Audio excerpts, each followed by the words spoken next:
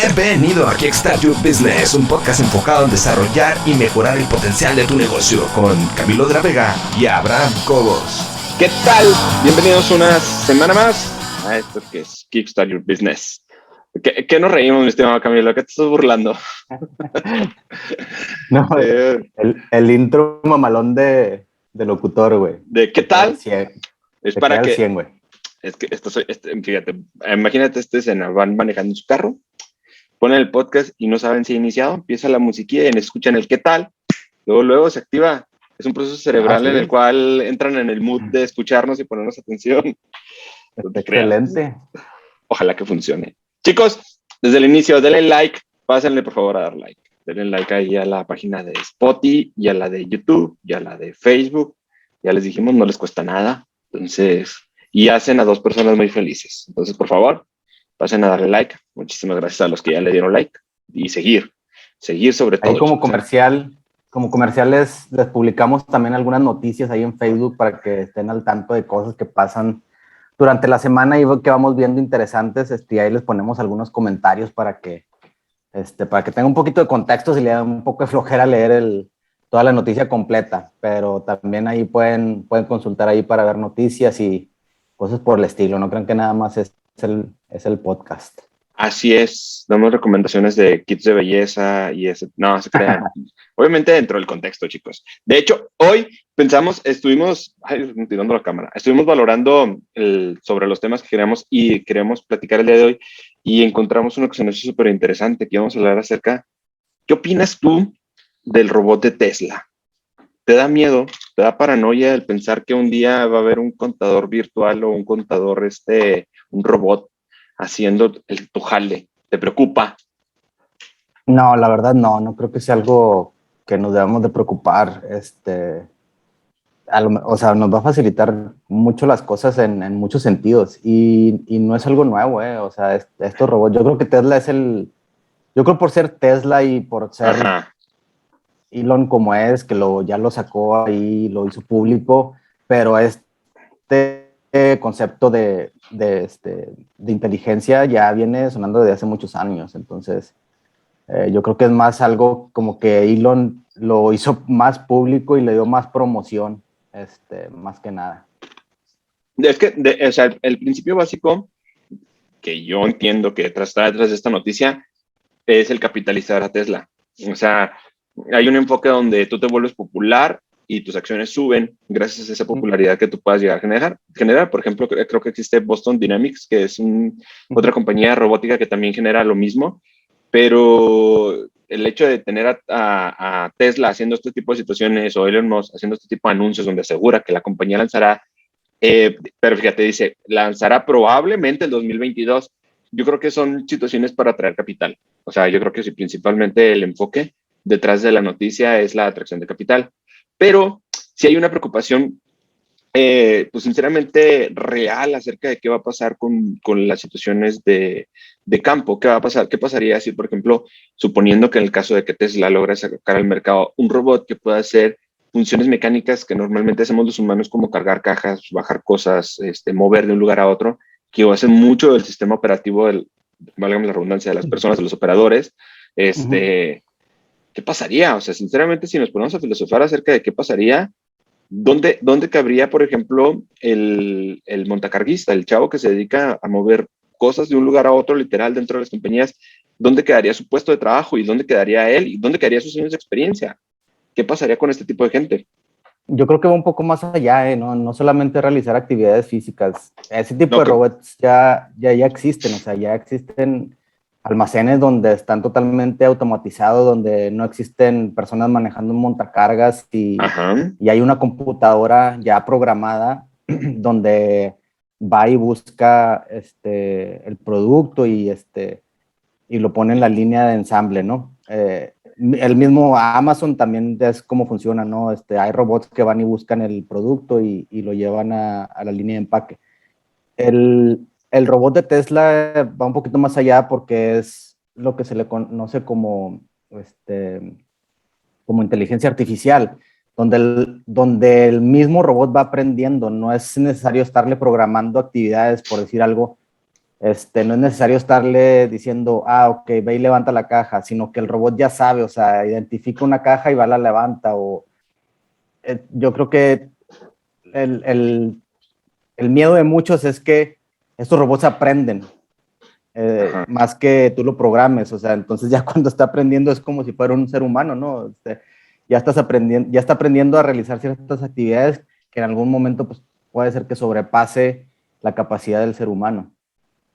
Sí, de hecho, en la misma presentación decían, creo que puede levantar 60 kilos o 50 y tantos kilos, decían que era eso, o sea, imagínate funciones que normalmente nosotros hacemos obviamente con raciocinio de pensar en si escoger esta caja o esta otra caja o ver cuál tiene más material o menos material, que lo hacen las personas, pero sí preocupa la base operativa en cuanto a qué pasaría con ellos. Pero recordemos también un poquito pues, la revolución industrial, ¿no? Sobre los principios de que llegaron grandes máquinas a hacer grandes procesos que realmente hacían los humanos principalmente y pues no se acabó el trabajo, existieron nuevas fuentes de empleo. Ahora, yo creo que así como comentas tú, ya existen algunas máquinas que utilizan ese tipo o que hacen ese tipo de situaciones de hacer operaciones manuales o operaciones de trasladar situaciones, pero en la industria siempre va a haber una necesidad nata de que el ser humano sea el que tome alguna decisión, algún arreglo, la reparación de estos robots. Entonces, por ese lado también está la temática de decir, bueno, está bien, vienen ellos y el campo de trabajo se va a enfocar a lo mejor en mecánicos que arreglen este tipo de robots.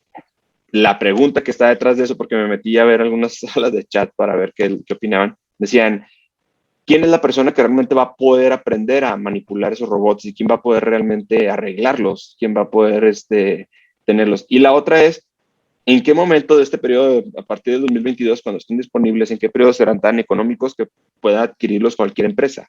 Porque también el otro punto es que no cualquier organización podría comprarlos, y mucho menos una familia como para tenerlo de mayordomo, como en la película del hombre bicentenario.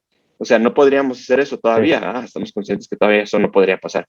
Si lo llegan a adquirir, serían en organizaciones que lo necesitan o que lo tienen para que una operación en específico, ¿no?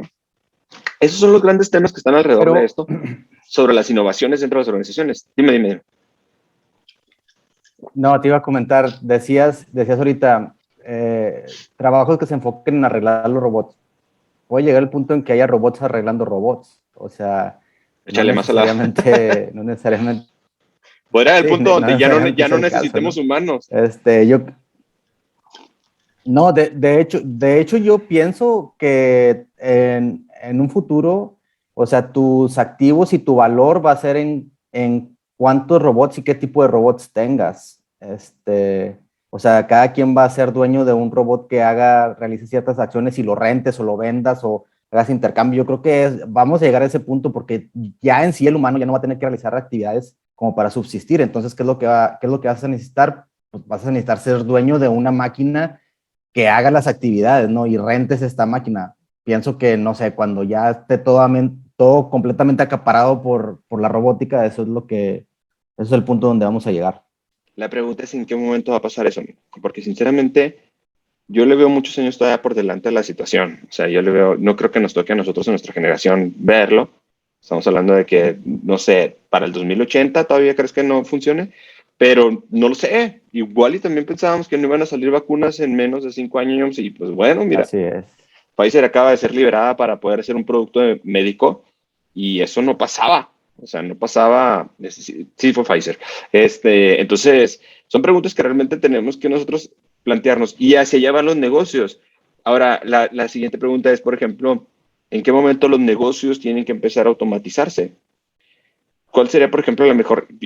Bueno, extrapolando la situación de lo del robot de Tesla, sería ponerlo en nuestro contexto que nos interesa, que es a qué le afecta a los negocios y sobre todo, ¿en qué momento las cabezas del negocio tienen que estar pensando en automatizar?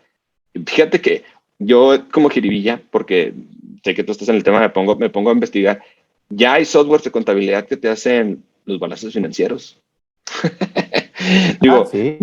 entonces, al final del día, ¿hasta qué momento crees que deba una cabeza de empresa empezar a buscar automatizar procesos? Y segundo es, ¿qué tanto debemos de confiar en la tecnología para poderlo hacer? ¿Hacia dónde crees que vayamos? Digo, sinceramente son preguntas Que ni yo tengo la respuesta. Te dejé sin respuestas, ¿verdad? No, la tecnología siempre va a tener cosas que mejorar, pero ese es el punto. O sea, el punto es estarla aplicando para que se vaya, como quien dice, automáticamente corrigiendo, ¿no? Y es precisamente el punto de la inteligencia artificial. La inteligencia artificial detecta un error y lo corrige. Sí, puede que tenga un error una vez, pero después de que tuvo ese error, aprende del error y lo corrige, ya no lo vuelve a cometer. Entonces llega el punto donde ya es autosuficiente, ya no lo tienes que estar programando. Digo, para ciertos procesos, por el momento. En el futuro sí va a haber, yo creo que algún robot que puedas meterle 2, 3 inputs y pueda realizar cualquier tipo de proceso. Por eso, y sigo pensando que sí da miedo, o sea, sí da miedo tener situación de decir cuál es la dependencia de la situación. Ahora, lo que yo sí creo es que voy a aventurarme con una hipótesis mía, de que yo sí creo que esto va a limitar el campo del ser humano y nos va a dividir realmente en dos grandes personas, los que tienen acceso a la robótica, los que tienen acceso a este tipo de tecnología y los que no. Y el tercer mundo va a ser realmente los que no tienen acceso a ese tipo de tecnología.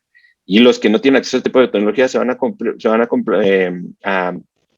a transformarse en las personas que trabajen en las minas o que trabajen en situaciones para generar todos los recursos para tener ese tipo de tecnología y los que sí. Yo creo que eso va a generar una gran división de clases y sobre todo de sistemas industriales, porque también hay que reconocerlo. Y haciendo un paréntesis, hay que entender que dentro de las organizaciones hay sistemas de clases. O sea, hay empresas con mucho dinero y hay empresas sin dinero. Hay empresas que son clase A y hay empresas que son clase B o clase C. Incluso, por ejemplo, lo vemos en las grandes empresas de distribución de mercancías, como por ejemplo podemos comparar un Liverpool contra un Coppel, y sabemos que hay dos diferentes tipos de públicos y dos tipos de accesibilidad, y sabemos que hay dos tipos de empresa, y hay una empresa que le invierte más al servicio al cliente y otra empresa que le invierte más o que le invierte menos, perdón, al servicio al cliente. Entonces, hay ese tipo de clases. Y con esto, con la robótica también. Va a haber empresas. ¿Qué va a pasar el día de mañana que McDonald's consiga automatas que puedan hacer la comida mucho más rápido, mucho más efectivo y la hamburguesa te cueste $1? ¿Qué vamos a hacer con la gente que ya no trabaja? Y segundo, ¿qué va a hacer el mercado? ¿Qué va a hacer el señor que vende hamburguesas que tiene que vender la hamburguesa en $3, $4 y no puede competir contra la hamburguesa de $1 de McDonald's? Y ahí es donde se va a ver la gran división de clases entre también las organizaciones. ¿Qué opinas al respecto de mi hipótesis? Está interesante. Yo creo que esa es una de las razones por cual en algunos países está aumentando el salario mínimo, porque ya son actividades un poco más complejas, y ya no necesitas tanta gente para realizarlas. O sea, si tú comparas un McDonald's de ahorita con un McDonald's de hace 20 años, el número de gente que trabaja ahí es muy diferente. Igual si comparas un centro de distribución de Amazon con un centro de distribución de Sears de hace 20 años, es totalmente diferente. Entonces, sí va a generar cierto tipo de clases, y es lo mismo que te comentaba ahorita. O sea, el que tenga el robot más avanzado y que pueda realizar más actividades o actividades más complejas es el que va a tener mayor acceso, pues a todo, a capital, a inversiones, a otros negocios, mayores oportunidades. Sí, sí, fíjate que había platicado ya hace rato en una consultoría que estábamos llevando con un ingeniero, que hablábamos sobre cuál es realmente el punto de quiebre de las grandes organizaciones donde ellos se vuelven demasiado tecnológicos y demasiado efectivos, porque idealizamos, por ejemplo, a Apple, Google, Coca-Cola, y los idealizamos como empresas de punta de lanza en tecnologías y en métodos, porque yo como empresa de consultoría nos dedicamos a replicar muchos de los métodos probados que utilizan las grandes organizaciones. Caso de Toyota, ¿no? El famosísimo Toyota Way. Bueno, sí es cierto que hay una gran filosofía detrás de todo ese sistema de producción que manejan ese tipo de empresas, pero la lana y la automatización y la parte económica que ellos manejan internamente para poder tener sus procesos industriales mucho más efectivos que los del promedio, realmente se influye muchísimo. Se influye muchísimo. ¿Por qué no ha habido una gran Coca-Cola en los últimos años? Porque Coca-Cola ya se posicionó. Imagina todos los proveedores que venden sistemas de refresquería como sistema, como maquinarias de llenado, etcétera, etcétera. ¿Quién es su cliente principal? Coca-Cola. Y si su cliente principal les dice que no le vendan al cliente minoritario o al cliente chiquito, no le van a vender. Entonces, sinceramente, esas compañías que están en la punta de lanza como Google, pues llevan realmente el capital, es lo que los ha llevado a la automatización y es lo que los ha llevado a conseguir el éxito. No es precisamente como que tengan la gran filosofía, las grandes ideas, sino que también el capital pues ha influido muchísimo en el éxito de las grandes organizaciones para poder tener las automatizaciones que comentas tú. La disminución de los márgenes de error. ¿Cuántos han disminuido los márgenes de error? Ahorita me ha tocado ver a mí en las organizaciones detección de sistemas de soldadura donde detectan micras y detectan sistemas donde fallas micras que anteriormente se han de haber pasado como buenos, pero el robot lo detecta como malo, lo quita y eso genera efectividad dentro de la organización, pero obviamente cuesta muchísimo el robot, ¿no? Pero es que si te fijas, ¿desde cuándo estamos tratando de automatizar o robotizar la industria? O sea, esto viene sucediendo desde hace mucho tiempo. O sea, incluso hemos llegado a robotizar seres humanos, que es lo que muchas ideologías de mejora continua es lo que hacen, ¿no? Estandarizan el proceso. Ajá. Y hacen que todas las personas realicen el mismo proceso de la misma manera. En teoría está robotizando, o sea, está robotizando a una persona. O sea, ya nada más estás poniendo, o sea, estás cambiando a la persona por una máquina. Sí, o sea, lo que está sucediendo ahorita es que estás cambiando a la persona por una máquina, pero ya la automatización y la estandarización ya está. O sea, una línea de producción funciona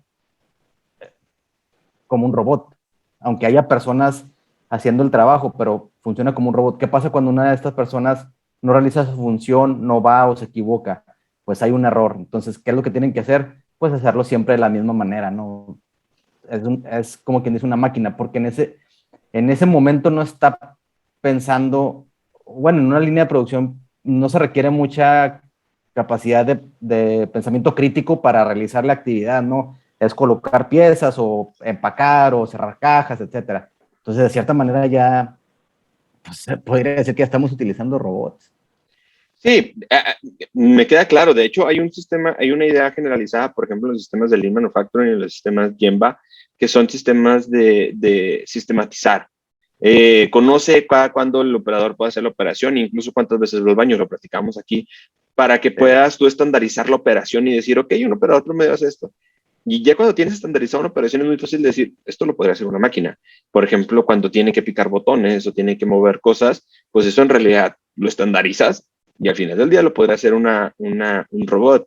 Y volviendo a mi punto es, el que tenga la lana para hacer ese robot, construir ese robot que pueda, y es que a veces nos imaginamos un robot, nos imaginamos una persona, ¿no? Un automata, como un humanoide, pero en realidad puede ser como una forma de caja que haga las funciones de la persona y adiós persona, porque ya lo tienes estandarizado el proceso. Ya sabes cuántas operaciones tiene que hacer el robot porque ya lo tienes estandarizado. Ya lo investigaste y ya lo estás manejando de esa manera.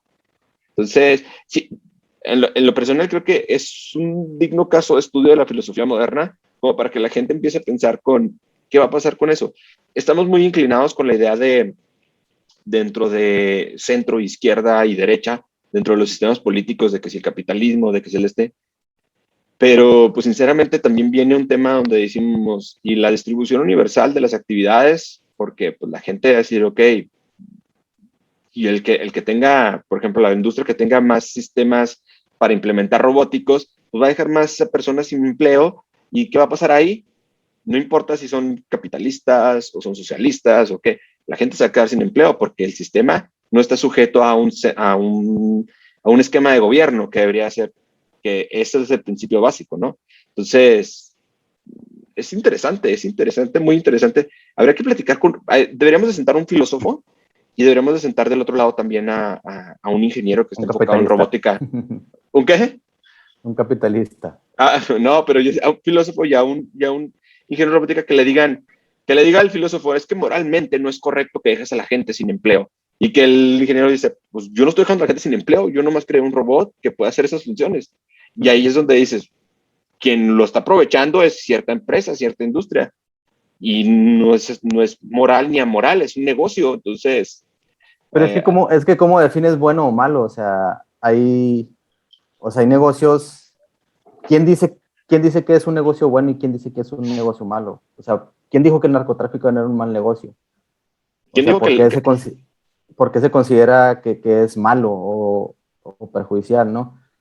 Si está dando de comer a muchas familias, incluso, o sea, muchos, digo, no estoy a favor de eso, pero estoy haciendo como que del abogado del diablo. O sea, el narcotráfico ha sostenido a muchas ciudades, a muchas sociedades, ha desarrollado, este, ha sacado de la pobreza a mucha gente, etcétera, ¿no? Entonces, ¿en qué momento decides qué es bueno y qué es malo, no?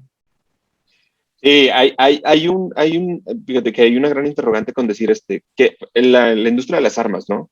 Las armas defienden como también agreden. Entonces, que así como preguntas, ¿realmente qué es bueno y qué es malo? Yo creo que habría que definirlo. En este tema, principalmente habría que ver estar muy al pendiente de dónde se inclinan los avances tecnológicos para saber hacia dónde podemos nosotros inclinarnos como empresarios y como distribuidores y como gentes.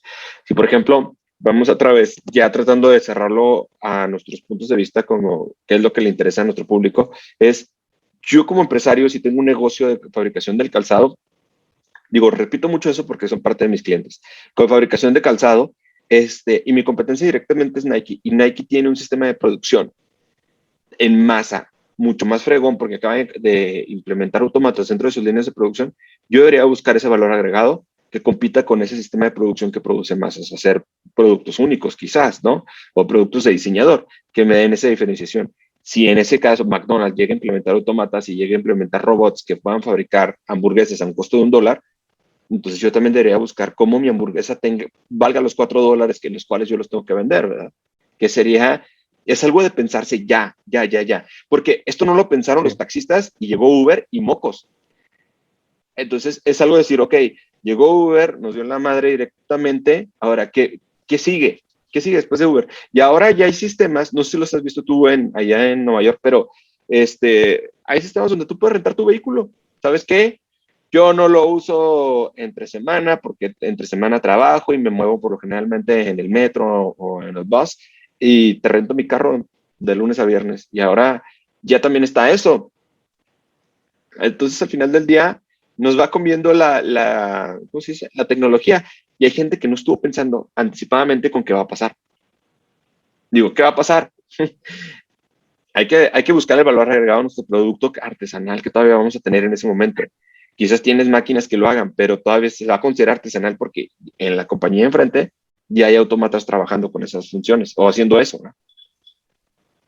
¿Qué pasa, mi estimado Camilo? Sí, o sea, donde tenemos que poner atención es en aquellos trabajos o en aquellas ocupaciones que tienen el mayor grado o el mayor potencial a ser desplazadas por ¿cómo se podría decir?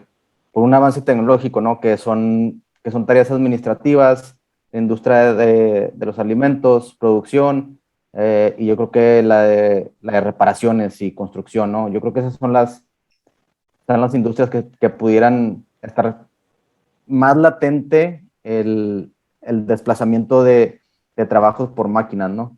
Ahora, como tú comentas, la parte de lo artesanal, digo, se escucha un poco redundante porque ya ahorita cualquier cosa es artesanal, ¿no, güey? Sí. Es artesanal y ya le suben el 20% al costo del producto ya nomás porque es artesanal. Pero, digo, eso también puede llegar a que lo puede realizar un robot, ¿estás de acuerdo? O sea, no porque sea algo, ¿cómo se podría decir? Original o específico o diferente, lo tiene que realizar un ser humano. O sea, estos robots van a poder hacer lo inimaginable. Entonces, yo creo que ese concepto artesanal también yo creo que va a desaparecer un poco. Y nos alimentan estas incógnitas que tenemos nosotros. Digo, en algún momento vimos en el campo a finales de los 80 cómo entraron los productos transgénicos, donde entraron estos productos de campo, que el tomate, todo ese tipo de situaciones, donde a través de los productos transgénicos podían dar mayor servicio, mayor calidad. Y ahorita, a la vuelta de 20 años, tenemos este sistema de los productos orgánicos, donde el humano volvió a voltar por sí mismo hacia el sistema orgánico, cuando no se ha comprobado que los productos transgénicos son malos. O sea, no hay es una teoría generalizada de que la idea de que los productos orgánicos son malos y es como un concepto a voces. A diferencia, por ejemplo, de fumar o de tomar, sí se ha comprobado que eso es malo. Digo, no tomen, chicos, salud. Pero, Salud. Pero al final del día, no se ha comprobado que los transgénicos son malos, pero aún así la gente está volteando a ver todo lo orgánico. Entonces, quizás entren los robots, o sea, lo que me lleva a pensar es que entren los robots y dentro de un par de años se vuelve a ver la tendencia de decir, compra productos hechos por humanos, ¿no? Productos hechos por manos. Sí, lo que pasa que cuando salen ese tipo de situaciones, generalmente no tienen toda la tarea hecha, o sea, no hay todavía una investigación donde se compruebe que seas 100% mejor. Ahorita sabemos, por ejemplo, que el orgánico es mejor porque A, B y C, ¿no? Porque tiene ciertas características que el transgénico no. Pero después puede haber un estudio nuevo donde salga que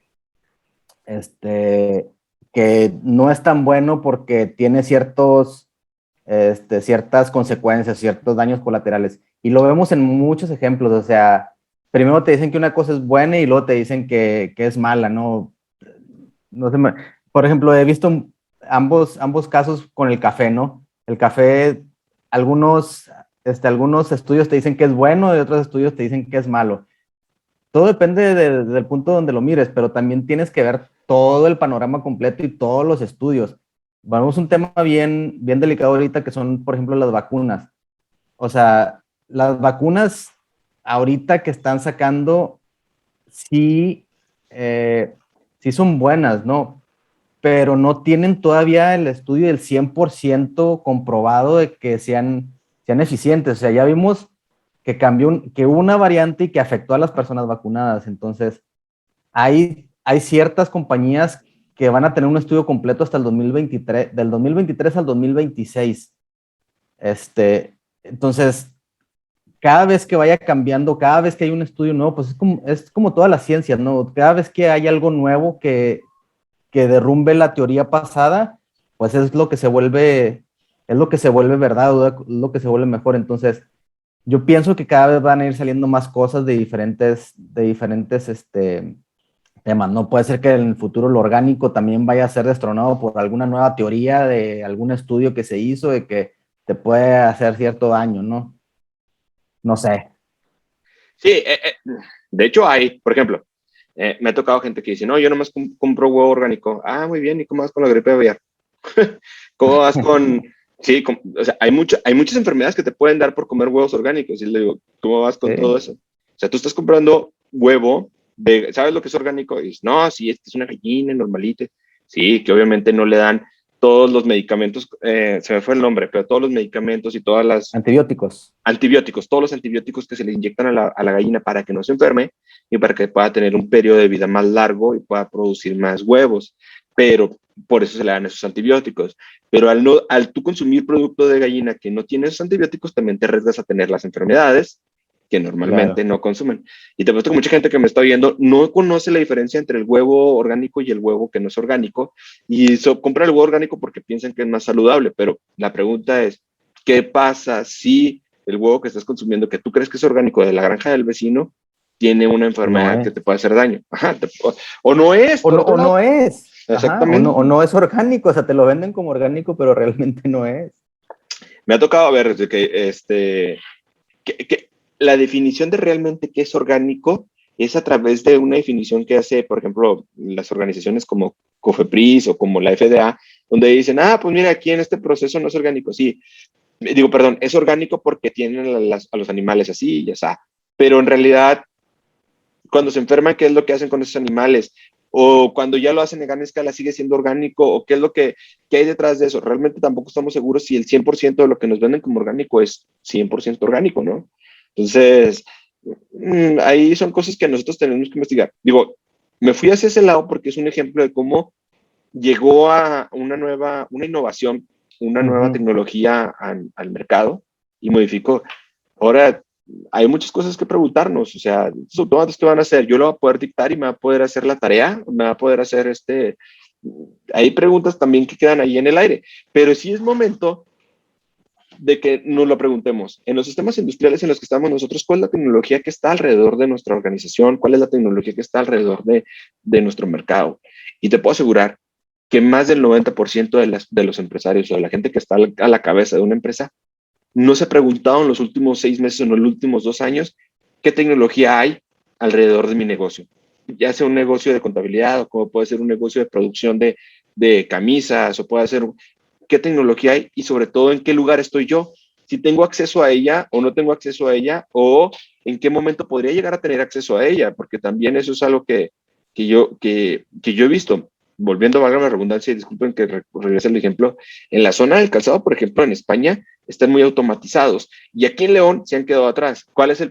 De hecho, se llevaron fábricas de aquí a China porque el sistema industrial era mucho más efectivo allá por el tipo de maquinaria que tienen y nunca se preguntaron aquí qué tecnología hay alrededor de mi negocio, qué tecnología hay, qué tecnología puedo adquirir ya, qué tecnología tengo accesibilidad a ella, porque incluso a mí me ha pasado, me ha tocado ver, esta semana me tocó implementar unos procesos de to-do list donde tenemos el chequeo que yo anteriormente pensaba que eran procesos donde tenés que comprar el software, etc. Y no, resulta que no, que hay tecnología que tengo gratis a la disposición mía y no la estaba usando porque pues, no lo investigaba.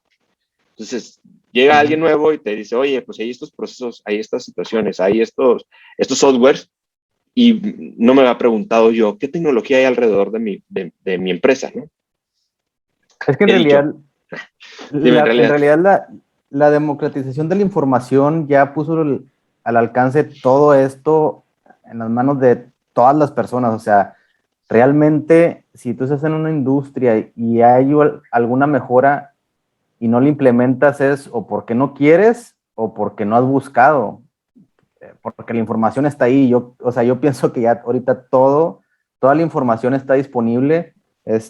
Incluso ahorita esto que estamos haciendo, ¿no? O sea, a nosotros no nos están pagando por hacer esto y es información que estamos dando, como quien dice, gratis, ¿no? Queremos que nos paguen. Sería bueno que nos paguen, pero, o sea, es información que estamos dando, y ahí está, ¿no? O sea, realmente el que busca encuentra. Exactamente, el que busca encuentra.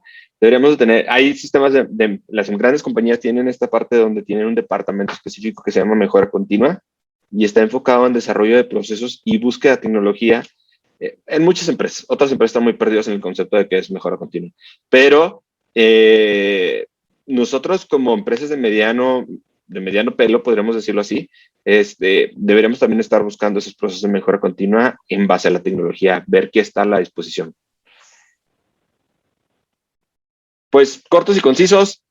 Pues esto sería todo por el episodio de hoy. Chicos, por favor, síganle dando like, seguir, sobre todo, les dijimos. Entonces, síganle, vamos a seguir hablando y filosofando acerca de los temas que realmente son importantes en nuestro sistema empresarial. Gracias, mi estimado Camilo. Saludos. Un abrazo a todos.